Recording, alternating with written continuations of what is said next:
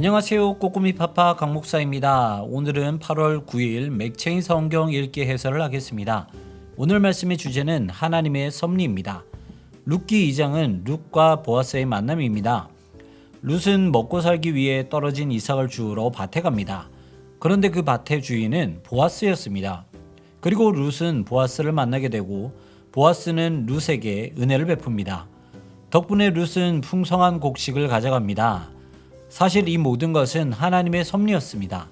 왜냐하면 보아스는 엘리멜렉의 친척으로 기업 물을 자였기 때문입니다.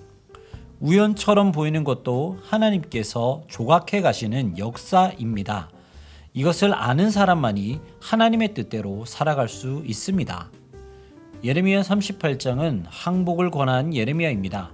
예레미야는 시드기야에게 항복을 권합니다. 하지만 평안이 아니라 재난을 말했다는 이유로 예레미야는 다시 구덩이에 갇히게 됩니다. 시드기야 왕은 예레미야를 계속 불러서 솔직하게 말해달라고 요청합니다. 그러나 예레미야는 하나님이 말씀하신 그대로를 전합니다. 항복하면 살 것이고 싸우면 죽을 것이라는 것입니다. 시드기야 왕은 예레미야에게 누구에게도 말하지 말 것을 명하고 감옥들에 가둡니다. 시드기야는 전쟁이 하나님께 속해 있다는 사실을 망각하였습니다. 사도행전 27장은 로마를 향한 여정입니다. 가이사에게 항소한 바울이 로마로 압송됩니다. 백부장 율리오가 바울과 다른 제수들을 데리고 배를 탑니다. 하지만 배가 유라굴로라는 광풍을 만나게 됩니다. 그리고 거의 죽게 되었을 때 바울은 생명이 보존되고 한 섬에 걸릴 것이라는 하나님의 말씀을 전합니다. 이후부터 바울은 그 배의 실질적인 지도자가 됩니다.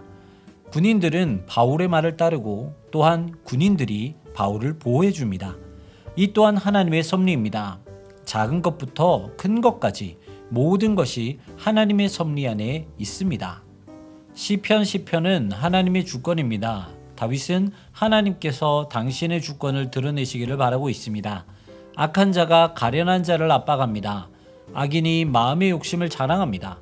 탐욕을 부리는 자는 하나님이 멸하십니다. 그들은 교만한 모습으로 하나님이 없다고 말합니다.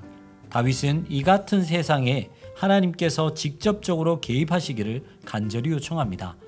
이처럼 하나님의 주권을 인정한다면 하나님의 개입이 드러나기를 간청해야 합니다.